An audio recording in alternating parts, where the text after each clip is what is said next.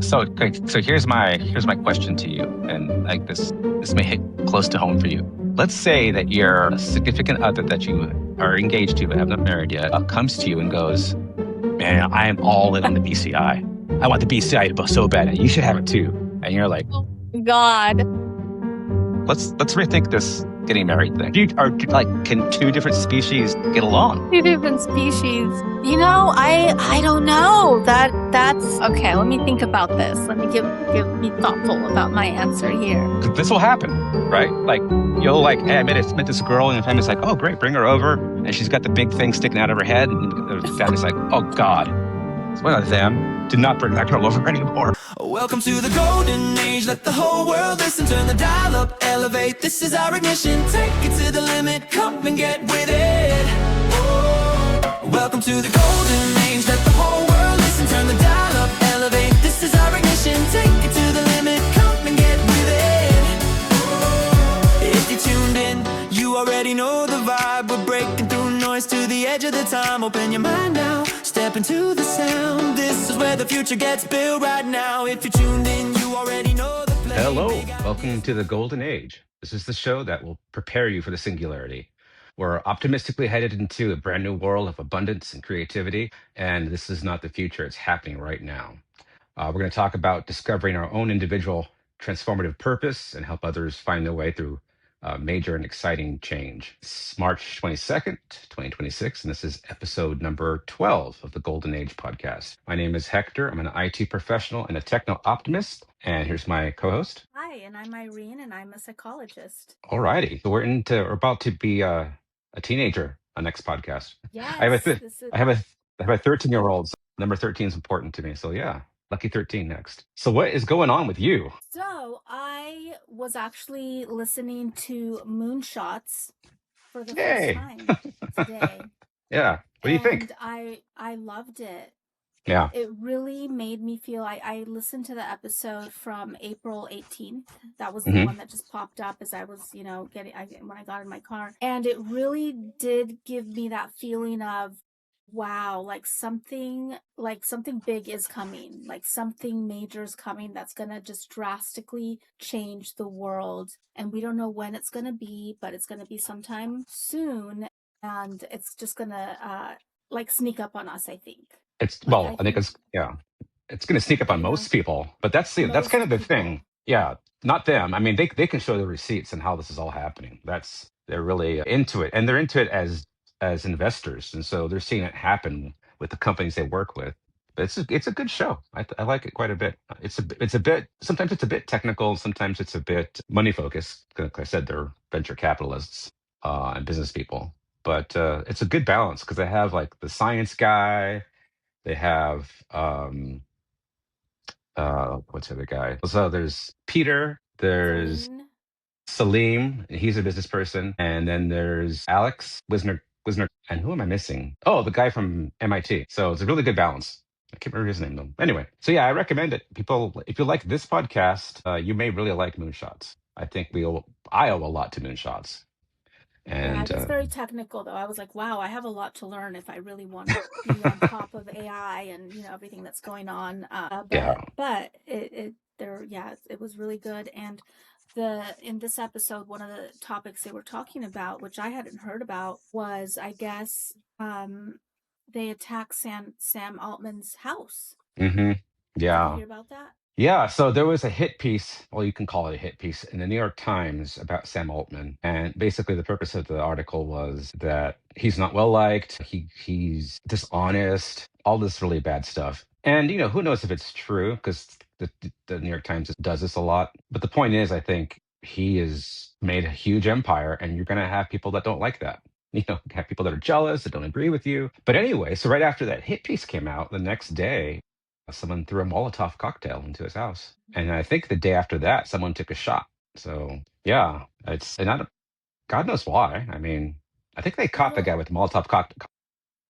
Yeah, you really think it's because of the amount of money he has and not because people are terrified of what AI, what it represents and The I fact don't that a lot of know. people feel like it's taking, it's going to take all our jobs. And I feel like it's more because of that, not necessarily because he's a very successful billionaire. I think it's, kind of what he represents. Well, yeah. I mean, it reminded me of the gunning down of the healthcare CEO last year. Remember that? Yes, right. Yeah. The guy attacked the head of a health insurance company, right? Mm-hmm. Yeah, yeah, because he was unhappy that he wasn't, he felt screwed over by the health insurance companies. By the system. Yeah. So I don't know. I mean, obviously they're crazy people. There are people that really want all this to stop. I talk to people in my life, and they say, I kind of explain where we're at, and they said, well, we need to stop all that. So Yeah, you take that reaction and you put it into a crazy person. Yeah, you're going to get things like this. But it's kind of sad. I mean, it is sad. No one deserves that, even if he is a terrible person, and I don't know that he is or not. But and it doesn't make any sense anyway. Like shooting the healthcare CEO didn't stop anything. You can get rid of Sam Altman. It's not going to stop anything. In fact, it might accelerate it, if anything. Yeah, it's a bummer. I guess these people are going to have to like go live somewhere where no one knows where they're at. I know Elon travels with massive security, and that really got ramped up after he was doing the Doge program. yeah. I mean, that was, it was a combination of, well, he was in politics at that point. He was in He was, politics. Yeah. yeah, and, working with Trump, which is always very controversial. Yeah, and he's since backed off and is more focused on his companies again. But I don't think the security backed off, right? Hmm. Um, yeah, you don't hear about people trashing Teslas as much because when he was doing that, it was like you heard about that almost every day. And now, It's like a pandemic of people. Yeah. yeah, now They that's even like, came up well, with that. They even came up with that bumper sticker. A lot of people were putting a bumper sticker that said, "Hey, I bought this car before before, yeah, Elon worked with Trump or well, whatever." you like him or not, the cars are solid. It's a good product. It's a good product. And technically it's a greener product, right? So people should like that. But I don't know. We'll see. Yeah. So funny that you brought up moonshots and Peter Diamandis. He had he has a newsletter. She used to subscribe to the newsletter. Yeah, Um, he did talk about it, and I was like, "Oh darn it!" Like I was driving when I was listening to the podcast, so I couldn't write down the. I think it's an email address that you're supposed to email or something. A yeah, you can just go website. to. I think you can just go to his website. Just go to Okay. moonshots.com, I think, and then. But anyway, it's kind of a summary of what they talk about anyway. But Okay. it's not that long. It's usually like a 10-minute read, 5-minute read. But it really catches you up to date on things. And so it's a good place to start if you want to look for news or, Mm-hmm. the trends in AI and tech in general. That's a good place to start. But so he had his newsletter, and there was, let me see, where's it at? So he had this idea. So this newsletter is called Humanity is About to Fork. So he's making the claim that the human race is going to diverge and take different paths um, and so well, I can kind of walk through it. He says, the last time humanity had a major fork was about 800,000 years ago when the humans diverged between the Homo sapiens and Neanderthals. And before that, there was even more. And he's making the claim that AI and the way we're going to structure our lives is going to cause potentially speciation in humans. Like we might become just really different, almost different animals. But instead of taking thousands of years, it's going to happen in a few years. And see, he broke this idea into, I think it's five different forks. Yeah, five different forks. But I was going to walk you through it because I want to hear how you respond to this. Each fork is a decision that you would have to make as an individual. You want to go this way, you want to go that way, and then those combinations of those forks will make you that unique species. The first one is fork number one. It's called creators versus consumers. So this is the idea that you're going to have to make a decision in this new world. Are you going to create content or are you going to consume content? And this is or this is really has already been happening, but AI is going to enable everyone to be a creator. So as you know, committing to an hour a week podcast, it's a commitment, right? Doing the research and just finding time in your life. So we've chosen to be creators, right? But what if the commitment wasn't that big? What if you was a lot easier to do this? So we're creators now, but not everyone wants to be a creator. But his claim is that you're going to have the opportunity to. So what do you think about that?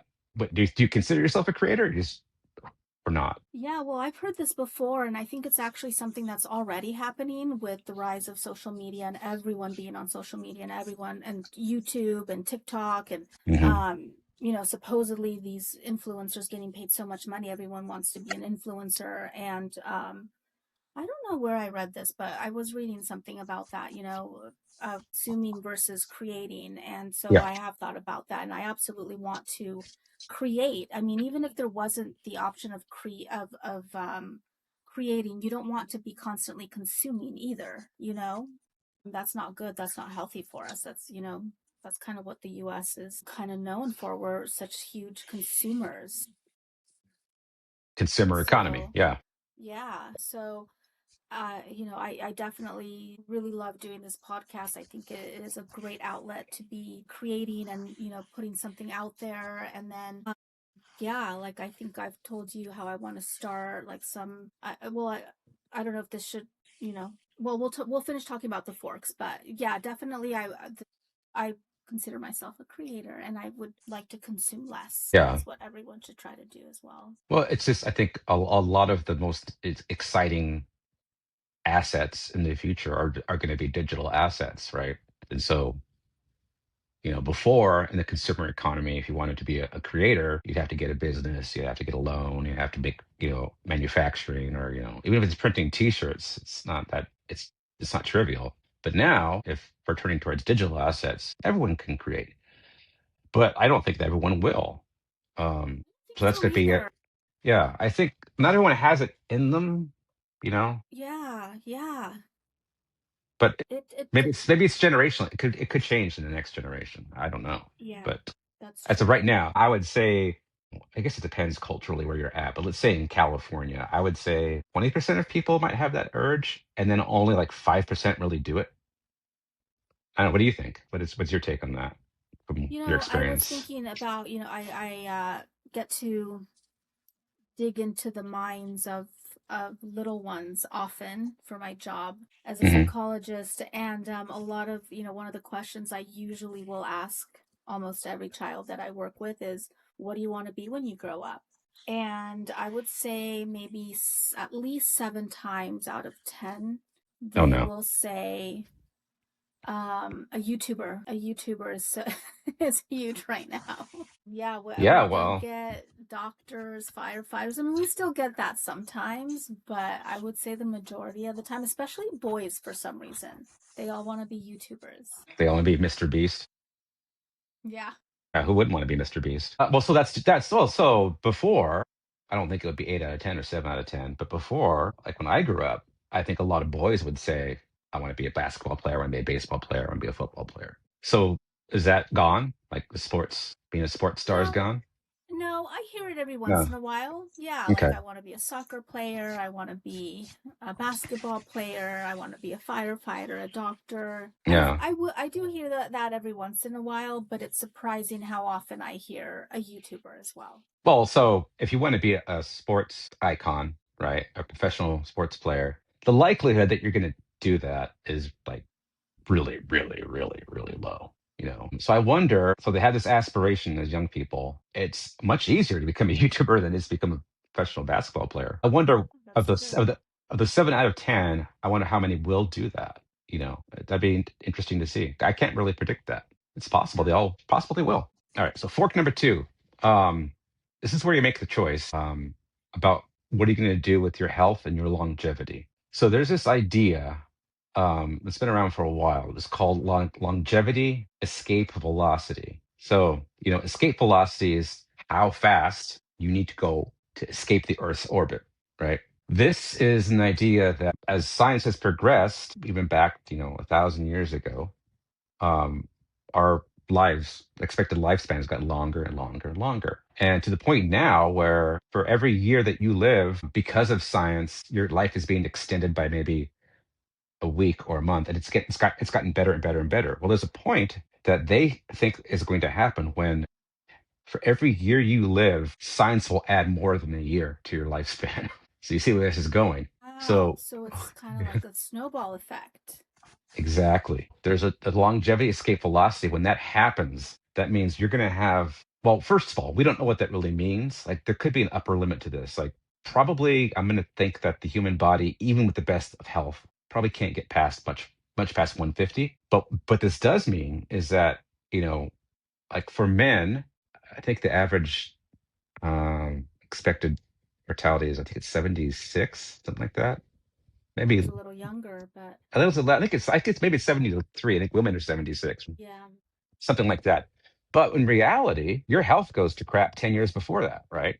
What they're trying to do is not only add time to your lifespan, but they want those last few years to be really good. They want you to be as healthy as you are in your 40s when in your 70s, maybe even your 80s, maybe even your 90s. And so the question is, are you going to pursue that to really live as long as you can? Or are you going to be, I don't want to I don't want to be a cyborg. I don't want to take nanites. I don't want little bots in my system running around. I don't want to take these pills that are actually reversing my age because it seems unnatural. So people will actually say, no, I don't want that. I want to live a normal life and die as would probably have died. Now, maybe people would take like some of the treatments so they don't get cancer, they don't get, Alzheimer's.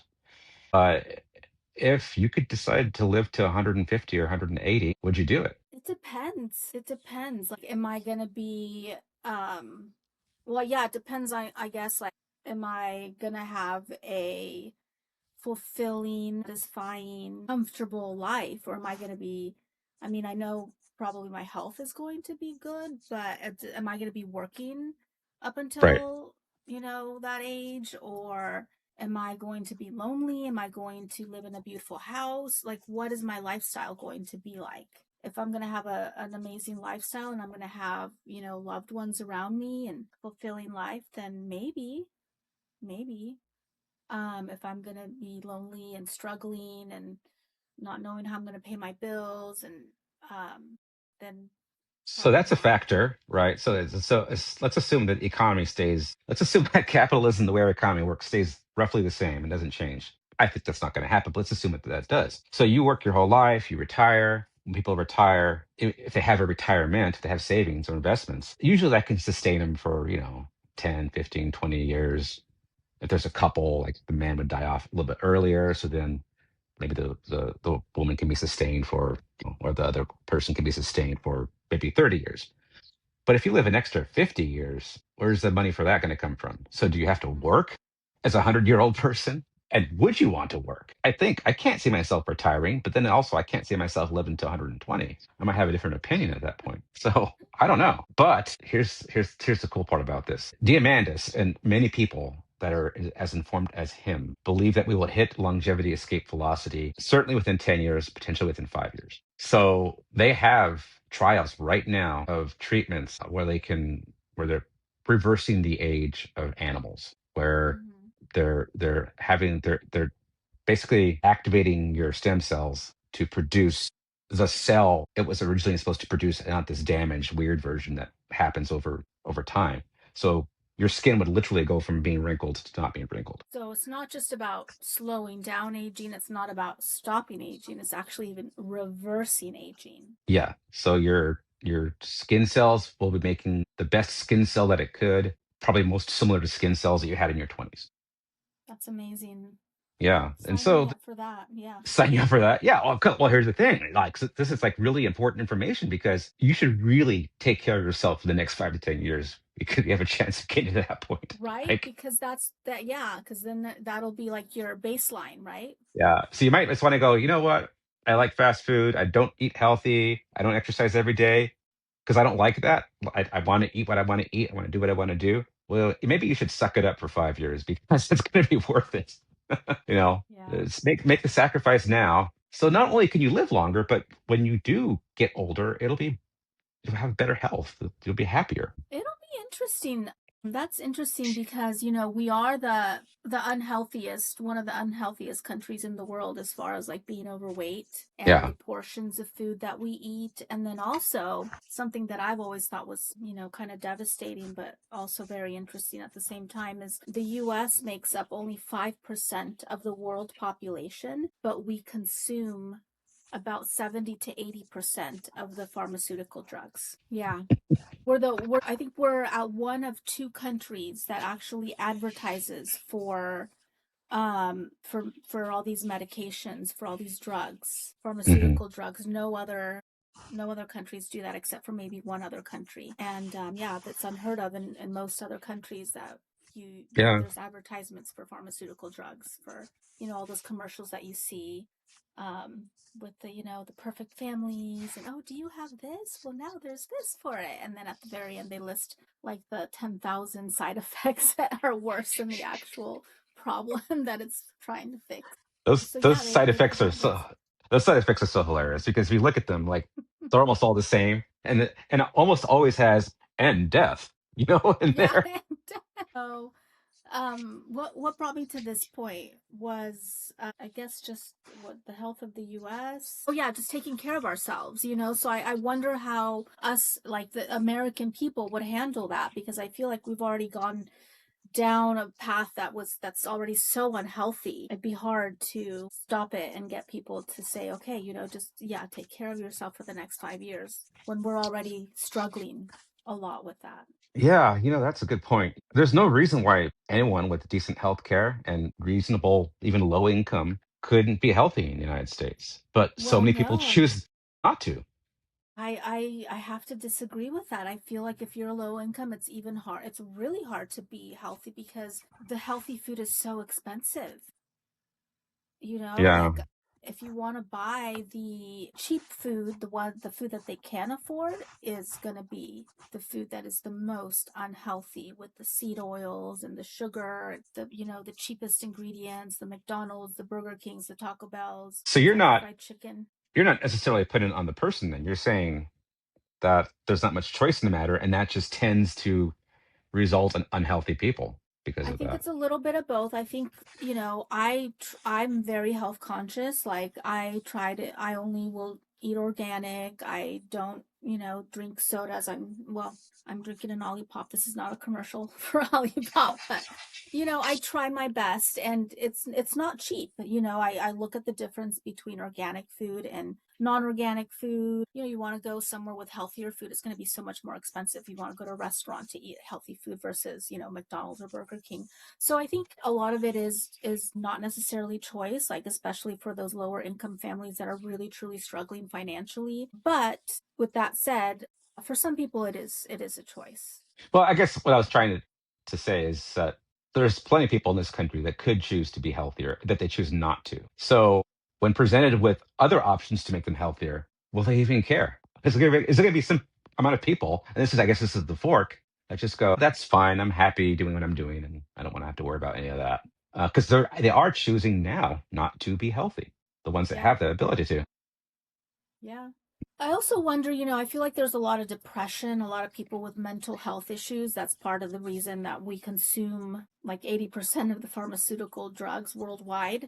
I also wonder, if a lot of people would be like, no, like, why do I want to live that long? Life is miserable. Put me out of my Well, misery now. especially if I'm sure you see this too, not so much in maybe this county, but certain other counties in California. There are so many obese young children. Now, Yes. Oh my God, if yes. if you've lived your entire life and that's all you know is obesity, you're not going to be inclined to embrace health or make a change. That's just who you are at that point. Yeah, that's it's. I mean, I remember when I was a kid, um, I was a little bit hefty, and that's exactly the word they used.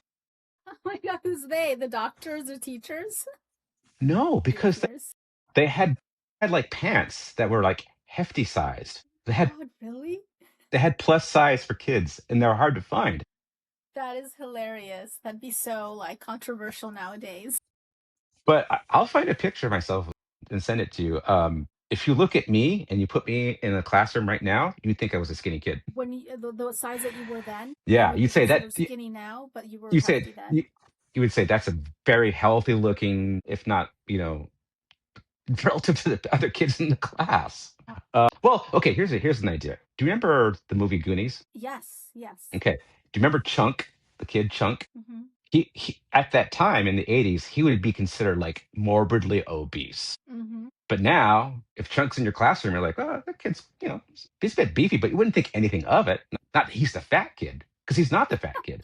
Chunk would not be the fat kid in the classroom today. Well, if So you look at the Guinness Book of World Record, like the fattest man back in, like, I don't know if it was the early 1900s, mid 1900s, the yeah, fattest man in the Guinness Book of World Records looks like your it's like average yeah, office guy. yeah, yeah. So I mean, people were shorter then, but not that much shorter, right? Have we gotten taller? Yeah, yeah. Well, in this country, we've gotten taller. Oh. So the next fork. This is where okay. So you're gonna be a creator. You're gonna take the young pill, right? So you've made two decisions so far. Oh, and I should And say, go ahead. oh no, I was going to ask you. And what about you? Are you Yeah, on yeah. the So same thing for I'll you? Okay. same thing so far. So we're aligned so Okay. far. So we're going to All be the right. same species. We'll be the same species so far, but we'll see now. Here's where it gets interesting. Fork number 3, the brain-computer interface. So this is Neuralink. This is a bunch of other companies. It's a device where it's permanently attached. Let's put it that way. I'm not going to say they're going to drill a hole into your brain, although that's exactly what they're doing now. But it's going to be a permanently attached device in which you can use to move the mouse cursor, do whatever, I guess, that you would do instead of use a keyboard. To not only output, but also to input. Like, so you want to read a book, but you're limited by, I don't know, let's just say using the interface, you can read a book 5 times faster. And get that knowledge 5 times faster of what's in that book. Yeah.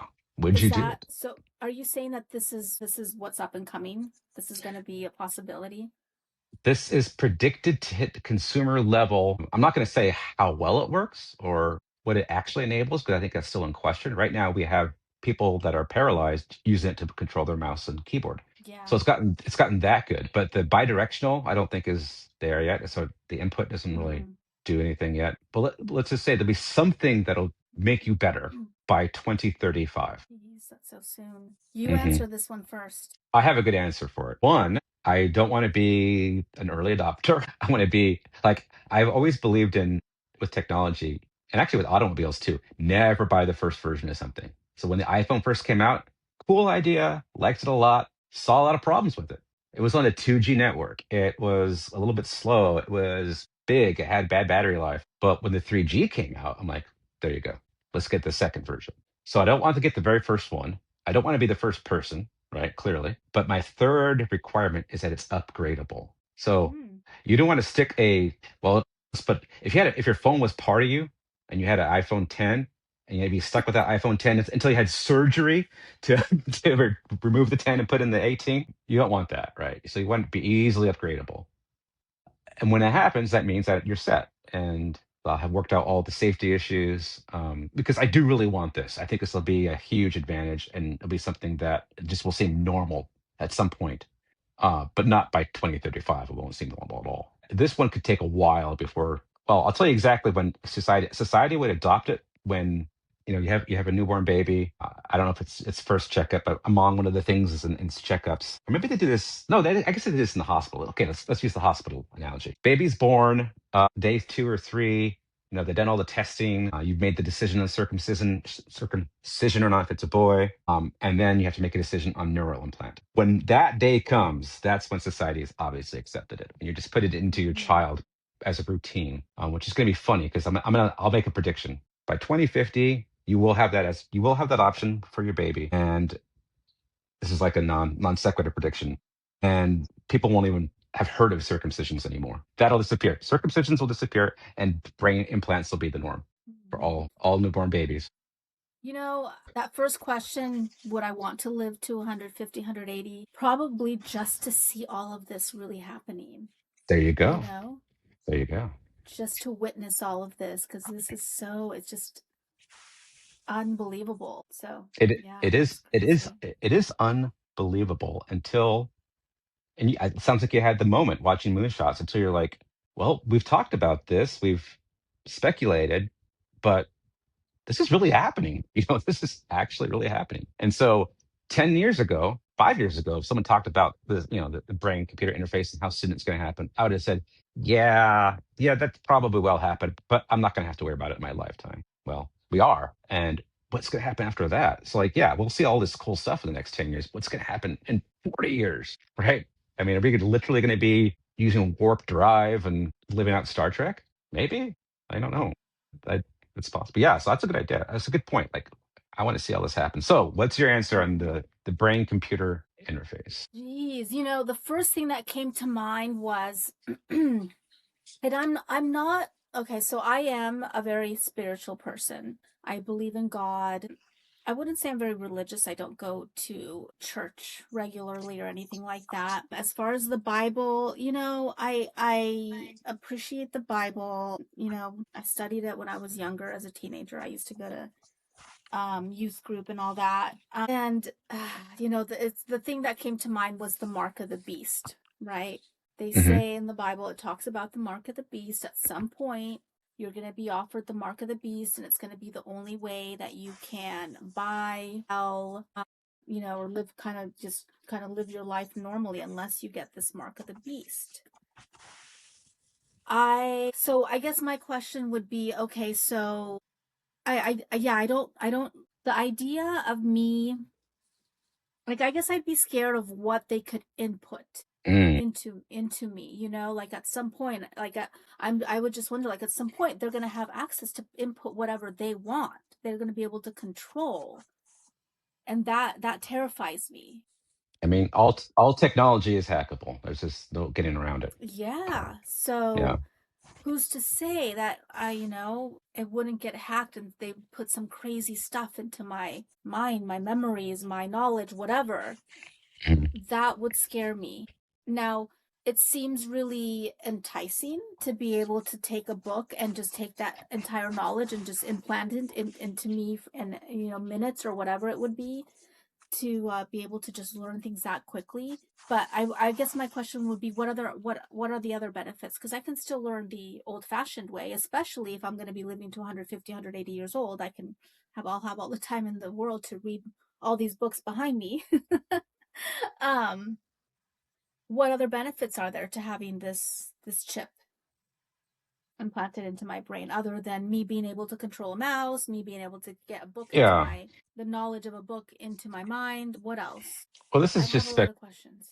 yeah, this is just speculation. But at some point, artificial intelligence is going to be so advanced and so complicated that there'll be basically two ways to deal with it.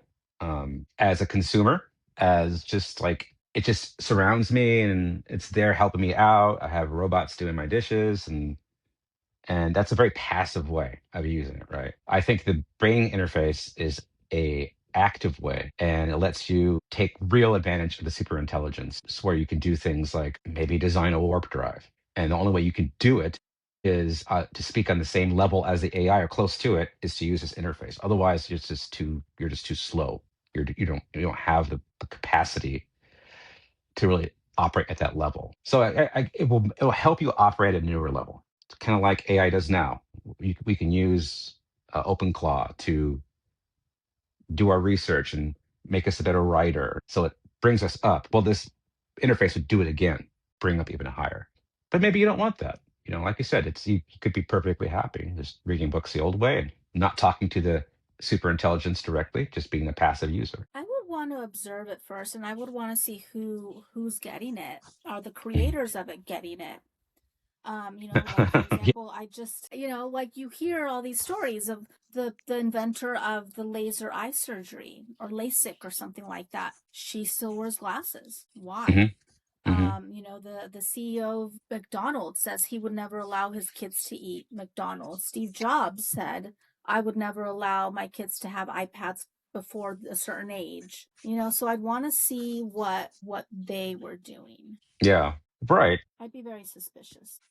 Yeah, and that makes sense to me. I think this is one of those forks that the people that are alive now are probably going to resist until they. Most of people will resist it until they can't. Like maybe here's an example. Maybe you can't go into space and go to a hotel orbiting Saturn until you have a BCI.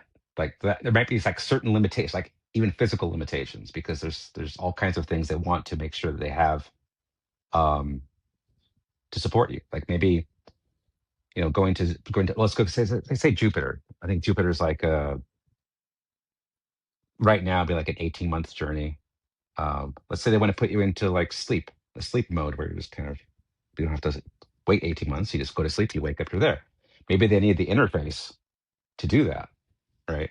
There may be other things that the interface does. Maybe, let's say they say they've solved health, but they haven't solved mental health, because it's not just the environment. It's not just your anatomy, your biology. There's another component to mental health. Let's say the BCI can help with mental health. So those are just ideas. I don't. This one is harder for me to picture than super intelligence. I can totally picture super intelligence. I can't quite picture how the brain interface is going to work in a practical So it's, sense. what's it called? It's called the brain interface. Just the brain computer interface. They're calling it BCI right now, but who knows what they'll call it? BCI, brain Yeah. computer interface. Okay, I'm gonna remember that, brain computer BCI. Yeah, that's an interesting question. Yeah, I'm more hesitant on that one. I Okay. would definitely want to.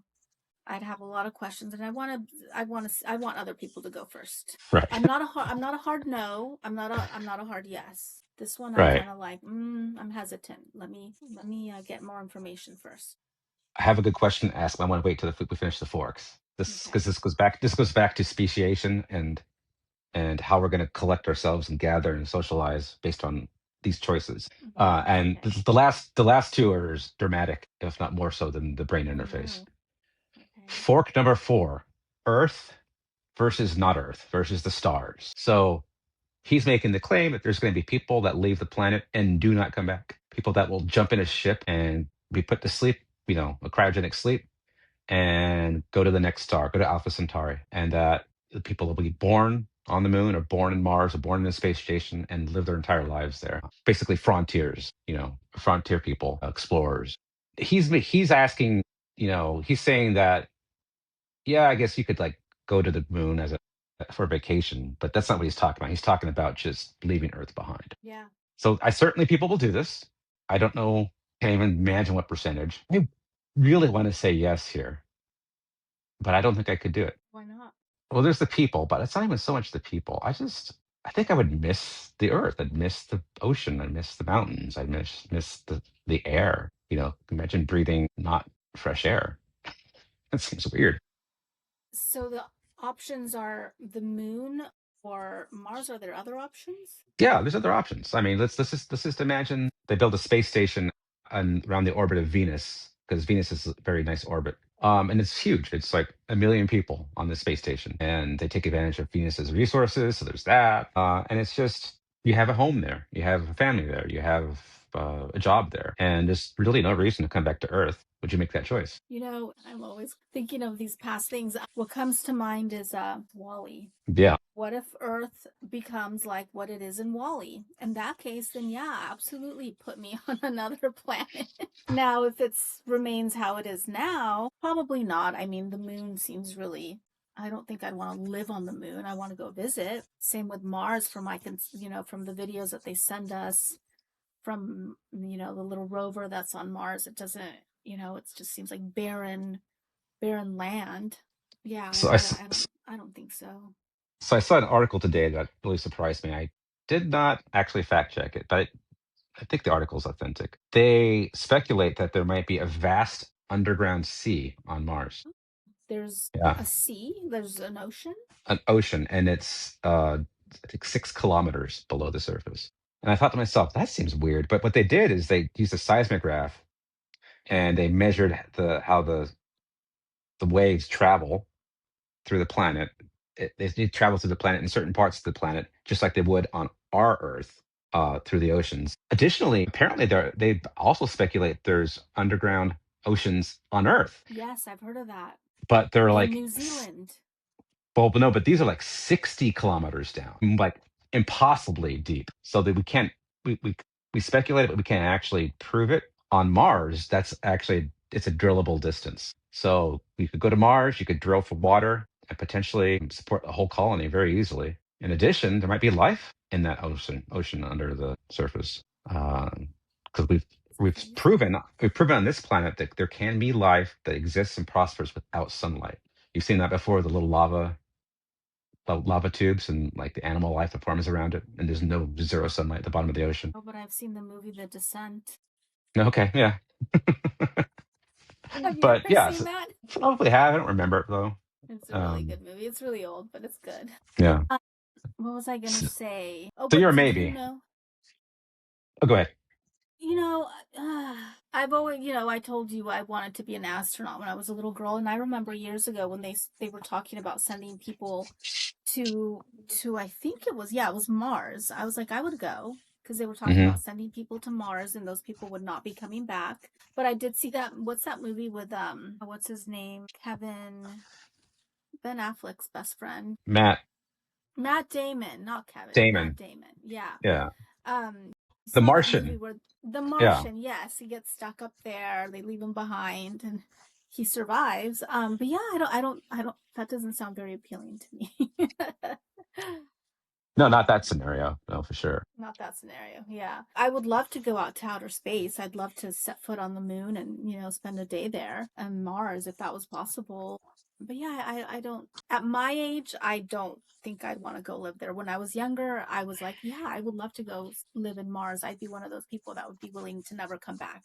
But not at this point, unless we turn into the world that Wally shows in the movie. Right. So, fork number 5. And so your answer was also kind of no, right? Kind of no.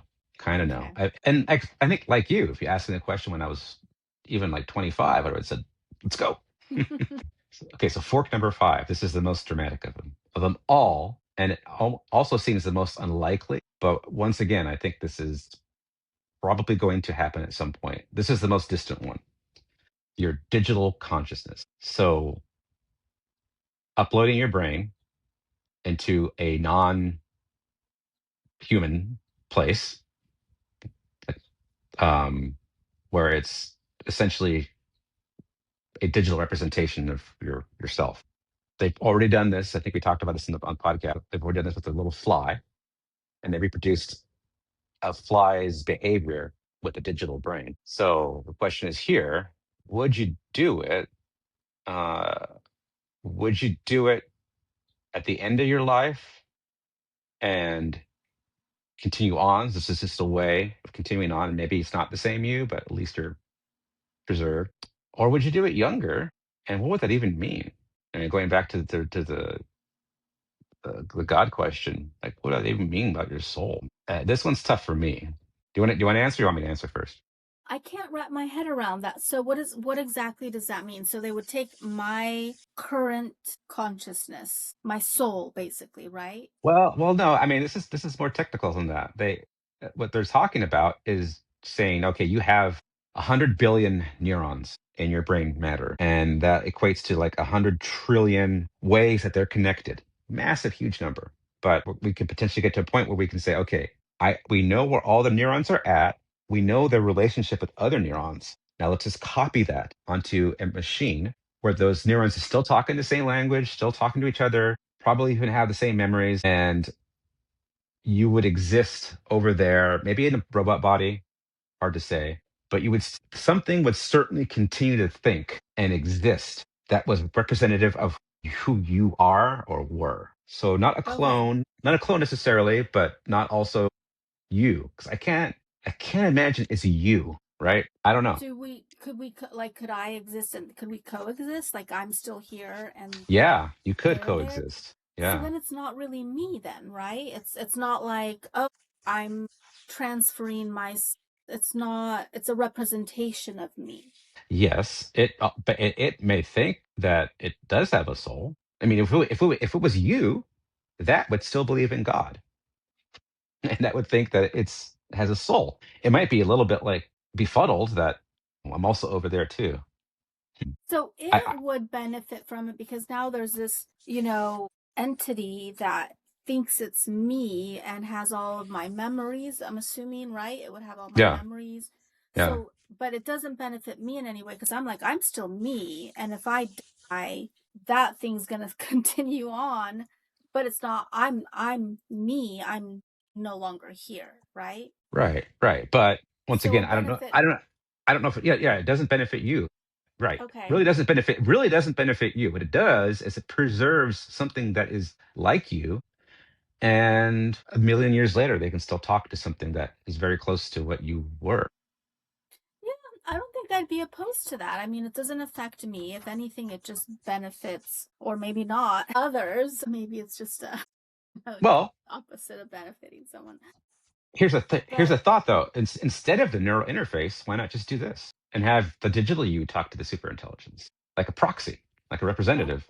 I mean, would I be assuming you able can. to control Well, that you'd have to learning? trust. You'd have to trust yourself, I guess. That like if I guess if you thought to yourself, man, if I was a digital being, I would definitely trust myself and report back to myself. But you would have autonomy. You would have the ability to think differently. I mean, So at that point, if you both existed, you would diverge, right? Because it would have different experiences than you would. yeah, yeah. And what about, like, I mean, we've heard of the stories of AI, like it being told, within a structured setting that, hey, we're going to essentially destroy you. And then it tries to be very sneaky and Yeah. recreate itself, like it's preserving itself. It wants to, wants to protect itself. How do I know that this other one, like if I said, I'm going to get rid of you, I don't want you around anymore, it wouldn't go rogue on me? I mean, I guess you would never know because I don't think it's Yeah. any good.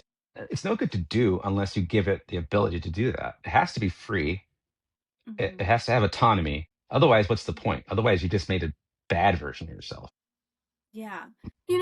I'm more comfortable with that. I'd be more willing to say yes to that because it doesn't really affect me. Like I'm still here. Now there's just kind of like a version of me elsewhere Hmm. that doesn't really affect me. I'm more open to that than the brain Interface. implant Yeah. interface. Yeah. That scares me a Okay. little more because that's affecting me. And this one they have no time on. They didn't even say like, oh, this is gonna happen by 2050 or 2100 or. But there's like in the future. Yeah. But they genuinely believe it's going to be possible. What I just Wow. described. But what if let's say you take the young pill and let's say you live to 180 years old, right? And well, so let's say it looks like you're going to live to 180, and you're 140. And you're like, man, I think I've done enough. I actually don't really like being this old and not having a job, or just you're done, right? You want to go on to the next stage, and they say, hey, great news. Turns out we figured out how to transfer the soul as well. We figured out how to what? Transfer the soul Oh, okay. Now we're as talking. well. Yeah. Okay. So they've identified what consciousness is. They said you're definitely going to have that. And we figured out what the soul is. Let's say, but to do so, they have to destroy you. They have to kill you to transfer your Mhm. soul and your consciousness to this artificial thing, What do you mean artificial thing? Like an artificial, like another body? another body. Yeah. So once again, it's a copy of you and a copy of your soul. You don't think they're already secretly doing this? You don't think they already secretly have this technology? If you watch Joe Biden walk, you think he is a robot. Yeah. No, what would you? Because it's a copy of you. Still, it's still not you. Yeah, if they You're gonna die. You're gonna that soul is gonna die. But the soul's also here. I mean, this is gets into weird spiritual ideas, and maybe God won't allow that. He's like a copy protection on souls. You can't do that. But let's say he does. Would you? I'd be I would be open to exploring that idea. Okay. I'm not opposed to it, and I just again I would have some questions. So, What about you? yeah, I think I would, but it would it's a lot of depends there. So there's two. There was the one where you just have kind of like a second you, and then there's Yeah. where you actually your soul gets transplanted into a new body. What's your answer to both of those? Well, I would like to think by the time this is possible that I would really want to preserve what has ended up there. And so without a soul being transferred, that's no problem. I don't need that. I guess I prefer that I copy it and not turn it on until I'm dead. So like beam it somewhere, let it sit. When I finally pass away, you can turn that on. Oh, okay. The one that's not transferring your soul. Right. Yeah. Not Oh yeah, because that one that okay, yeah, I'm getting confused here. Okay, so yeah. Yeah. Okay, so And that copy it, but don't turn it on until I'm gone. Okay. Yeah, in that case, it's like best effort we can do to be immortal, because it's not Hmm. really me, but it's my ideas will live on forever because it's been captured. So that sounds good to me. I do that. Yeah. The copy paste, Copy paste.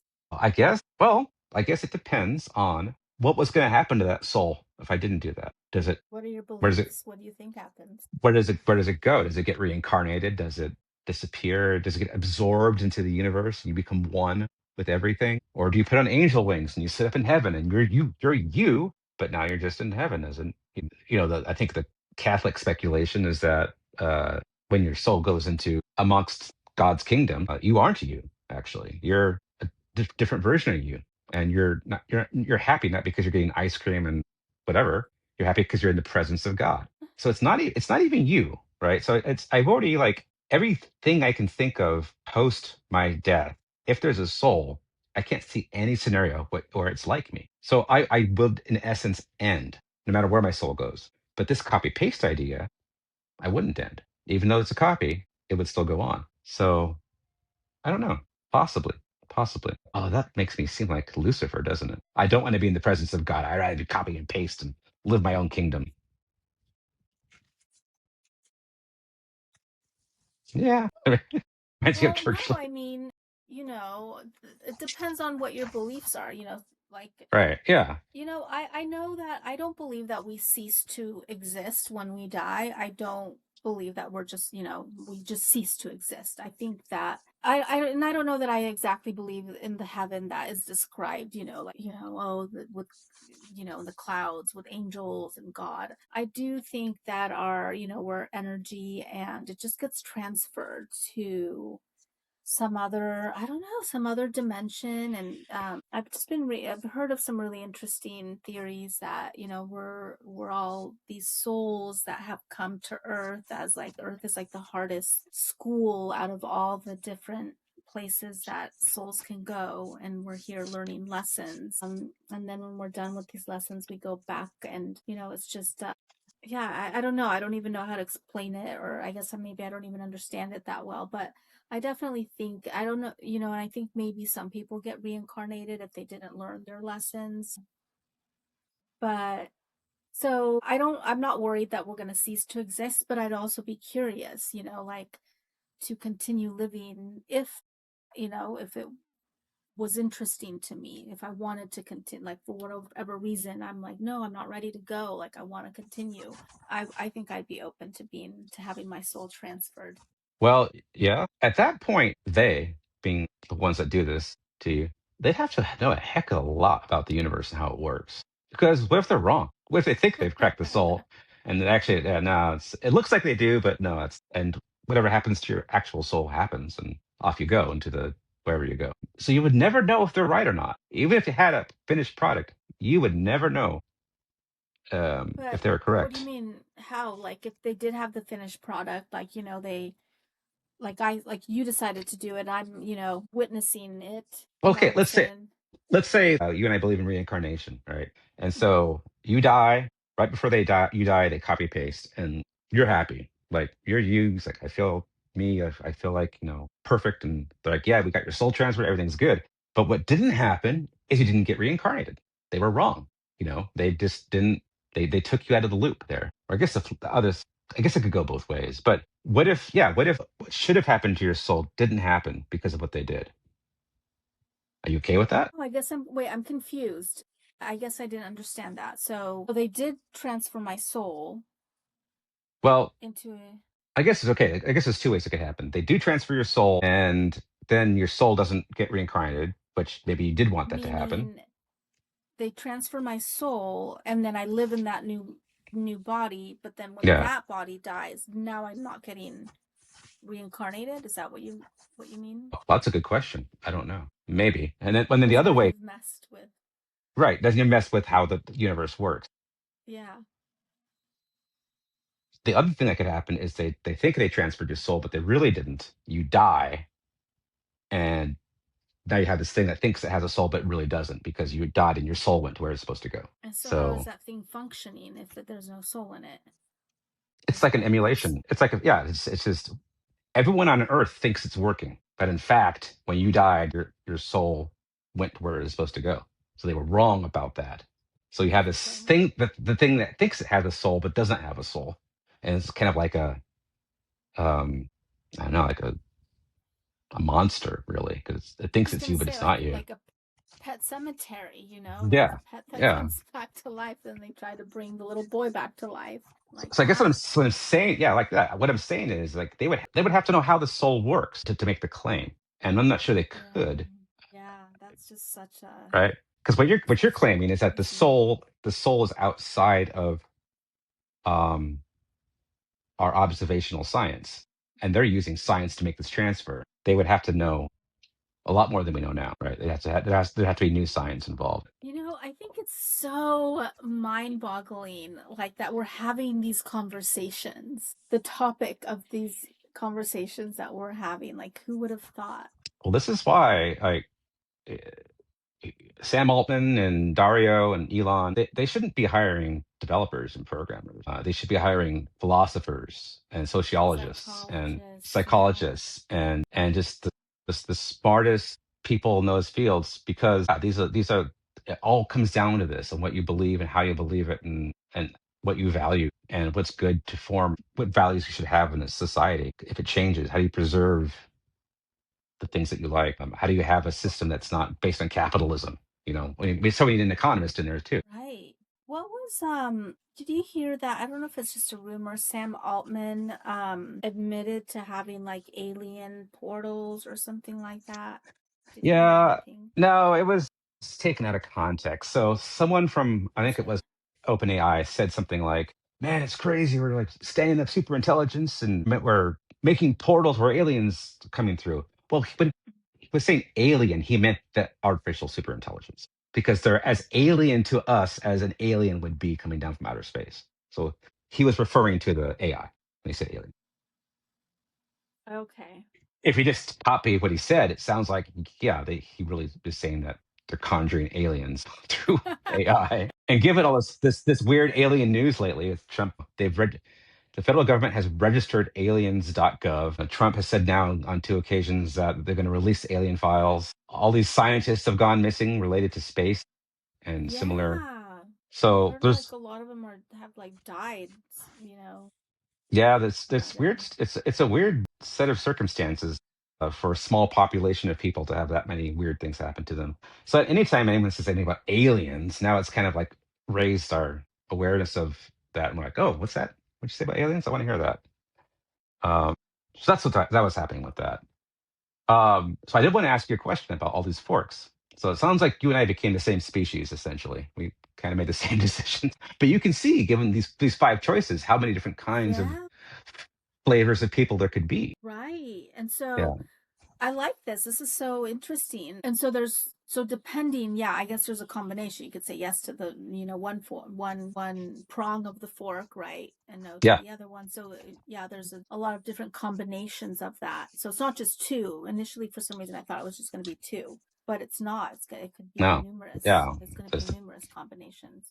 all the But permutations of 5. Yeah. yeah, wow. So okay, so here's my question to you, and like this may hit close to home for you. Let's say that your significant other that you are engaged to but have not married yet comes to you and goes, "Man, I am all in on the BCI. I want the BCI so bad, and you should have it too." And you're like, Oh my God. let's rethink this getting married thing. Like, can 2 different species get along? Two different species. I don't know. That's okay. Let me think about this. Let me be thoughtful about my answer here. Because this will happen, right? Like, like, hey, met this girl, and the family's like, oh, great, bring her over, and she's got the big thing sticking out of her head, and the family's like, oh God, it's one of them. Do not bring that girl over anymore. Yeah, it could potentially lead to problems because I don't want to get too political here, but during the pandemic, I had some very strong views about everything that was going on.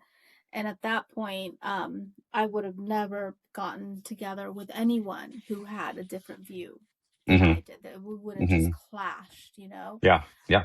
So I almost feel like it might be similar. If he was like, hey, I might consider getting just making something else that's similar to me, and I don't think that's harmful. Like, it's not going to affect him. It's not really going to He's just going to have like a second him. I might be okay with that because I guess I'm okay with that, for it being up Right. to me. Exactly. Yeah. Yeah, I guess I don't have like I think the only one that I'd be like, okay, well, and I guess it's over, would be if he said, yeah, I'm going off to Mars and I'm never coming back. Like, Let's go. if I don't want to go, I'd be like, what are we going to go do there? I don't want to go. And so that would be a crossroads. You bring up a But good all point, the, though. It's going to be just like, let's say, the vaccine, right?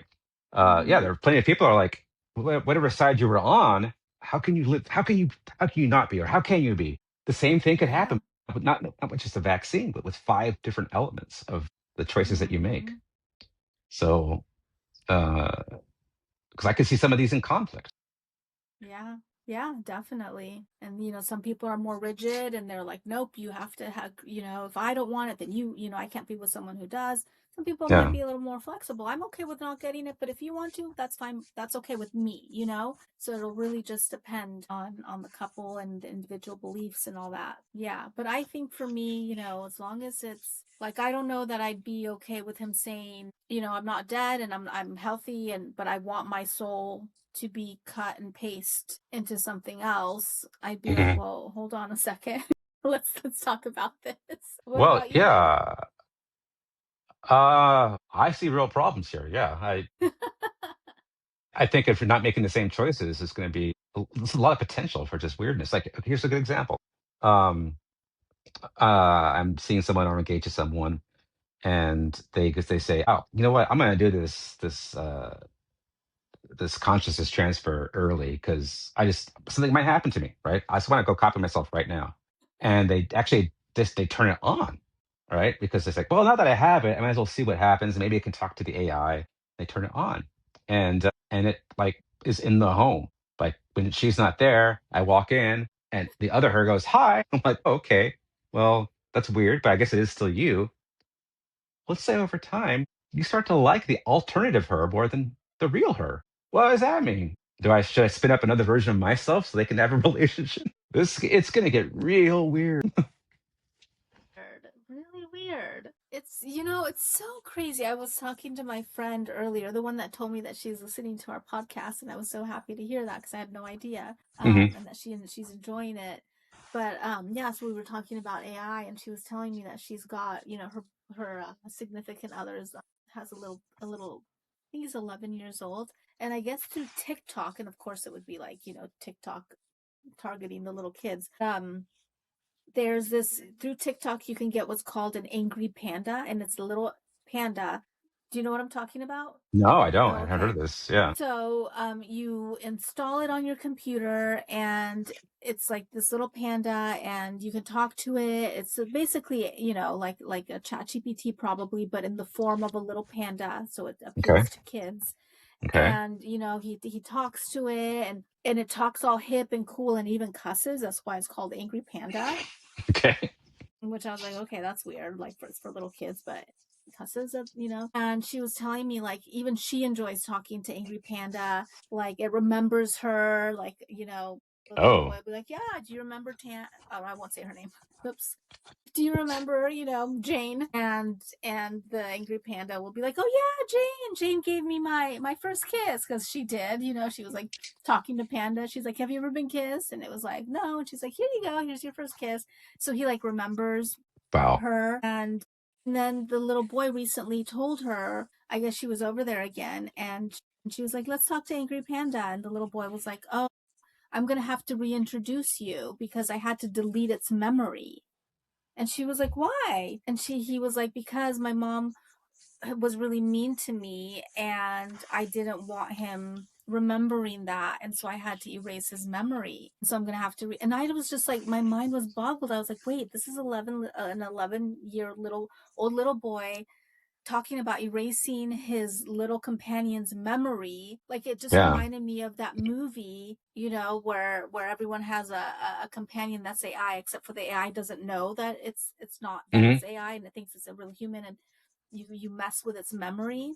Hmm. And yeah, so this is a little 11-year-old boy with this, yeah, erasing its memory because it didn't want it to remember that his mom had been mean to him. Yeah. Yeah. At some point, it's inevitable that at least one of our best friends is going to be an AI. It has to happen because like your personal AI is going to know so much about you. It will probably know you better than you know yourself. It'll be the best thing to get advice from. It'll be the best mother or best father that you could possibly have. It'll always look out for you. It's going to be like a different family structure when everyone has their own best friend in their pocket or wherever. I don't know what that one, or maybe it's being a robot. I don't know. But to me, that just seems absolutely inevitable. That could be a fork as well, actually. where people say, no, I'm not doing that. I don't want some stupid thing tracking me, watching me, giving me advice. I can take care of myself.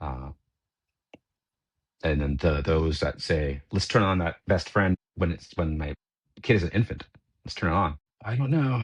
Well, we Well, took this this is a. subject, yeah, I it was a love good one. this. Yeah. Yeah, where did you get this? Where did you find about a No, fork?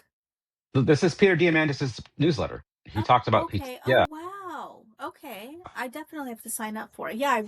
And the podcast, the April 18th podcast was like 2 hours and 40 minutes or something I like that. It was know. really long. Yeah, So I was they like, go oh my long. God, like, I have a commute, so it's perfect. But yeah, it was way too long for me to hear the whole thing. So I'm only probably, I don't know, It's 40% actually in it's actually diamandis.com. DIA, Diamandis.com.